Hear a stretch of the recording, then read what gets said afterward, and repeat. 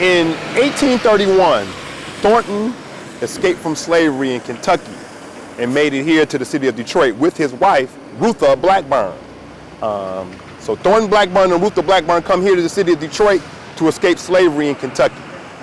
And one of the major reasons why he escapes at that time in 1831 is because his wife, Ruthie Blackburn, has been sold down the river into New Orleans as a fancy woman.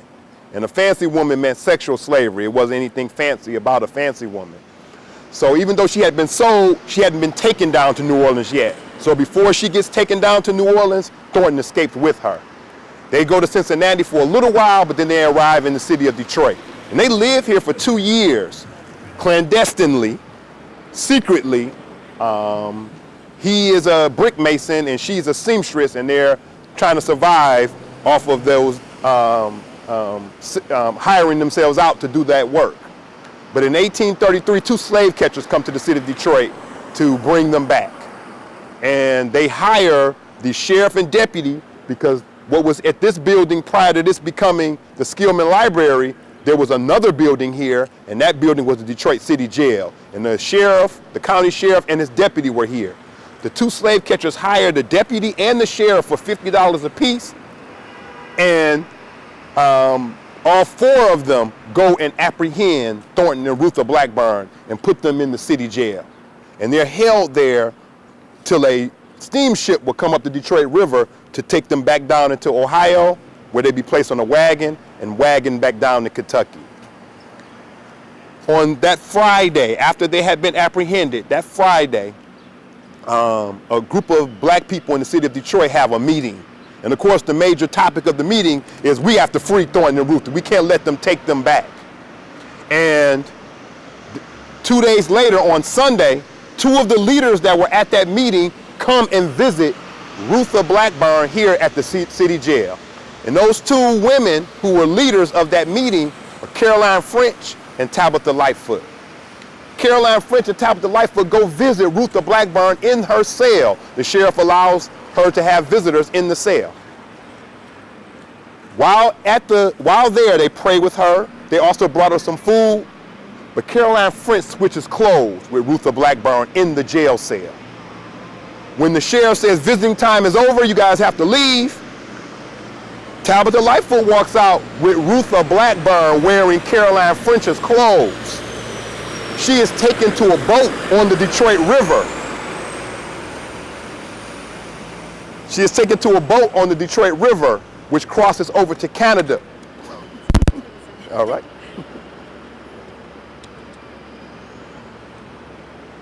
Start from the Detroit River again. So. She's taken to a boat on the Detroit River. She is taken to a boat on the Detroit River and taken over to Canada, where she's free. Okay, so now she's free, which is great. And the next morning, when the sheriff says, okay, we're about to take Thornton and Ruthie, put them on a wagon, take them back down to Ohio and then to Kentucky to go back into slavery, Caroline French identifies herself. Hello, Sheriff, I'm not Ruthie Blackburn, I'm Caroline French, and I'm free. You have to let me go. And at first, the slave catchers want to trade Caroline French's freedom for Ruthie Blackburn's. They basically say, you switch places with her, you're gonna really switch places, and we're gonna sell you instead. Okay, so that doesn't work. There are too many people in Detroit who are involved in or are close to Caroline French and vouch for her so that she is not sent back into slavery. But when they come out of this jail, there are 400 African Americans outside of this jail with sticks, knives, bricks, swords, and some have guns. And of course, they're there for Caroline French's freedom, but they're also there for Thornton's freedom, because Thornton hadn't been switched, and he's still about to be taken back. So that group of people, of course, attacked the sheriff, the deputy, and the 2 slave catchers. The sheriff ends up dying from the injuries he sustains that day on June 17th, 1833. And Thornton is freed. The crowd rescues him, puts him on a wagon, takes that wagon down to the river, puts him on a boat. The boat crosses over to Canada, and he reunites with his wife Ruthie in Canada, and they're free. And of course, there's repercussions for the African American community in Detroit because of what they did.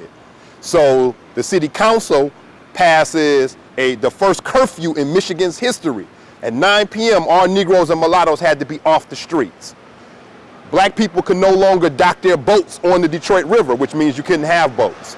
A 16-man patrol is created to assist the sheriff and deputy with stopping African Americans from having an uprising like this, number one, but number two, from helping black people escape from slavery. And an ordinance that says Negroes and mulattoes, when they come to the state of Michigan, had to pay, particularly the city of Detroit, had to pay a $500 bond to the county clerk. So of course this was meant to prevent African Americans from coming to Detroit to escape from slavery, because $500 in 1831-33 would have been the equivalent of about $10,000 today. So these ordinances lead to a number of basically black codes, Jim Crow laws for African Americans in the city of Detroit. But at the same time, African Americans are taking a bold step in resisting slavery, and the organizers of that uprising to free Thornton and Ruthie Blackburn, because 3 years later they are the founders of Second Baptist Church, which of course becomes the faith institution, the major faith institution for black people in the city of Detroit, but also the Underground Railroad Center in the city of Detroit. So it's a faith institution, a freedom institution, and then eventually becomes the first black school in the city of Detroit. So it's a faith institution, a freedom institution, and an educational institution for black people in the city of Detroit. And all of it arises out of what happened here on this corner of Gratiot and Farmer on June 17, 1833. Caroline French, who switched clothes with Ruthie Blackburn, the church, Second Baptist Church, starts in her house before they have an actual building. And the building that's in Greektown now has been there since 1857, but originally in 1836, it was in Caroline French's home.